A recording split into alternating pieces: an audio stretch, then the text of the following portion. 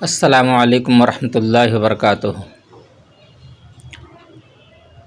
امید ہے کہ آپ سب لوگ بخیر ہوں گے، اور الحمدللہ میں بھی آپ لوگوں کی دعاؤں کی وجہ سے بخیر ہوں۔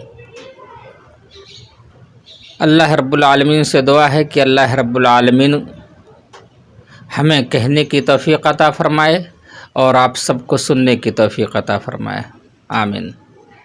الحمدللہ کفا وسلام علی عبادہ الذین اصطفیٰ، اما بعد۔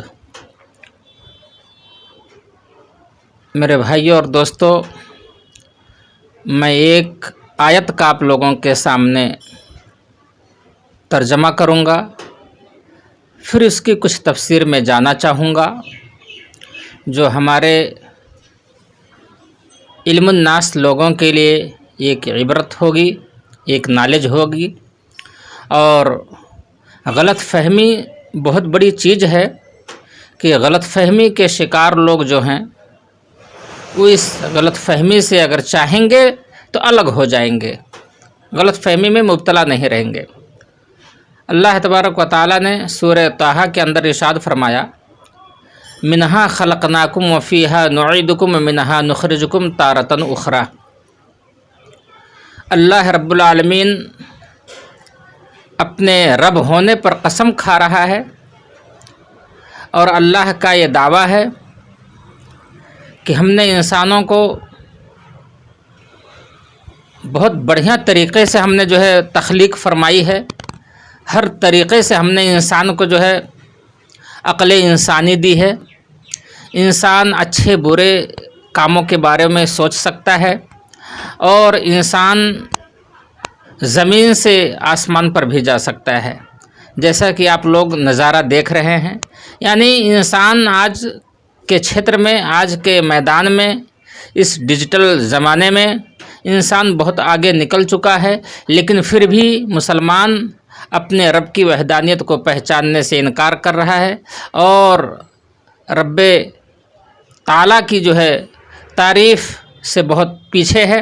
اور اللہ رب العالمین نے جس آیت کو اپنے اوپر لیا ہے، اور اللہ قسم کھا رہا ہے کہ اے اڑیل انسان، اے جاہل انسان، اے روپے پیسے سے تکبر کرنے والا انسان، اے وہ انسان جس کو اپنی خوبصورتی پر گھمنڈ ہے، اے وہ انسان جو اپنے مال و دولت پر فخر کر رہا ہے، اے وہ انسان جو اپنے علم اور اپنے نالج اور اپنے عہدے پر فخر کر رہا ہے کہ میں نے ہی تجھے اس عہدے پر بٹھا رکھا ہے، اور میں ہی تجھے اس عہدے سے نیچے لا سکتا ہوں، میں نے ہی تجھے حسین و جمیل بنایا ہے، اور میں ہی تجھے بوڑھا کر دوں گا، میں ہی تیرے چہرے کی جھریوں کو مٹا سکتا ہوں۔ اللہ رب العالمین کے اس آیت کا مطلب یہی ہے کہ منہا خلقناکم، ہم نے تجھے اس مٹی سے پیدا کیا ہے، ومنہا نخرجکم، اور منہا خلقناکم وفیہا نعیدکم، اور ہم پھر تجھے اسی مٹی کے اندر ملا دیں گے۔ یعنی ہم نے تجھے مٹی سے پیدا کیا ہے تو پھر میں تجھے اسی مٹی کے اندر ملا کر کے ملیا میٹ کر دوں گا۔ وَمِنْهَا نُخْرِجُكُمْ، اور پھر میں تجھے اسی مٹی سے نکالوں گا، پھر تیرے کیے ہوئے کرموں کا میں سوال کروں گا۔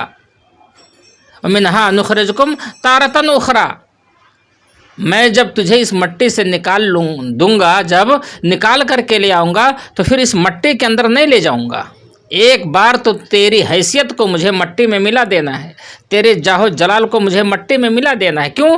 کیونکہ میں نے تجھے جو ہے آنکھیں دی تھی، لیکن تو نے ان آنکھوں کا فائدہ اپنے لیے صرف کیا۔ تو نے قرآن نہیں پڑھا، تو نے حدیث نہیں پڑھی، تو نے اسلام کے بارے میں ریسرچ نہیں کیا، تو نے دنیا کی لہو لعب پر اپنی زندگی بتائی، دنیا کو کھیل تماشا سمجھا، اور اس دنیا کو حاصل کیا، اور اسی دنیا کے اندر مگن رہا۔ اس لیے میں تجھے اسی مٹی میں ملاؤں گا۔ منہا خلقناکم، ہم نے تجھے اس مٹی سے پیدا کیا ہے، ومنہا وفیہا نعیدکم، اور پھر میں تجھے اسی مٹی کے اندر ملا دوں گا۔ ومنہا نخرجکم تارۃ اخری، اور پھر میں تجھے اسی مٹی سے نکال کر کے تیرے سے میں سوال کروں گا کہ بتا جو میں نے تجھے جوانی دی تھی اس جوانی کا کیا فائدہ حاصل کیا، بتا میں نے تجھے مال و دولت دیا تھا اس مال و دولت کو تو نے کہاں خرچ کیا، بتا میں نے تجھے علم دیا تھا اس علم کو کہاں پر تو نے خرچ کیا۔ میرے بھائی اور دوستو، آج کے لوگ اس آیت کو، کچھ ہمارے بھائی حضرات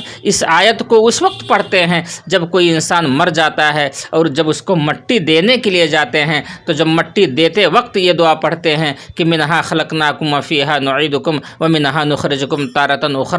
یہ آیت اللہ رب العالمین نے اپنے لیے استعمال کیا ہے، اور ہم بندوں کو یہ احسان جتایا ہے کہ ہم نے تجھے اس طریقے سے پیدا کیا ہے، اور ہم نے تجھے اس طریقے سے شہرت دی ہے، عظمت دی ہے، بڑے مرتبے پر فائز کیا ہے، اور ہم پھر تجھے اس مٹی میں ملا دیں گے۔ میرے بھائی اور دوستو، تو اس آیت کو پڑھنا صحیح نہیں ہے۔ اس آیت کو جتنے بھی حضرات پڑھ رہے ہیں وہ غلط پڑھ رہے ہیں، اور ان کا غلط سوچ ہے۔ کیونکہ اللہ نے ہمیں پیدا کیا ہے اور اللہ ہمیں اس مٹی کے اندر ملائے گا۔ ہم کسی کو مٹی میں ملا نہیں سکتے، ہماری کوئی اوقات نہیں ہے کہ ہم کسی کو مٹی میں ملائیں اور پھر ہم اس کو اٹھائیں اور پھر ہم اس سے سوال کریں۔ کیونکہ اللہ رب العالمین نے ہمیں پیدا کیا ہے، اور اللہ رب العالمین ہی ہمیں موت دے گا، اور پھر اللہ رب العالمین ہی ہم سے سوال کرے گا۔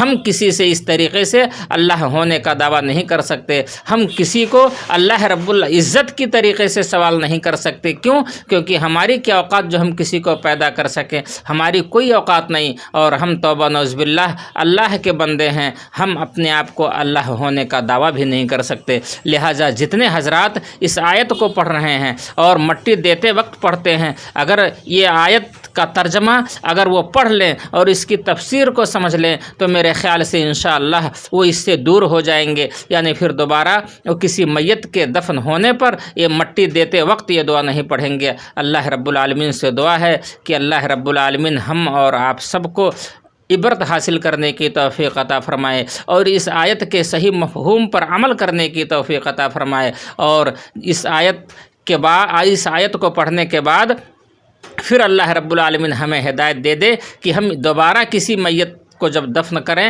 مٹی دیں تو اس آیت کو نہ پڑھیں۔ آمین۔ وآخر الدعوانا الحمد للہ رب العالمین برحمتک یا ارحم الراحمین۔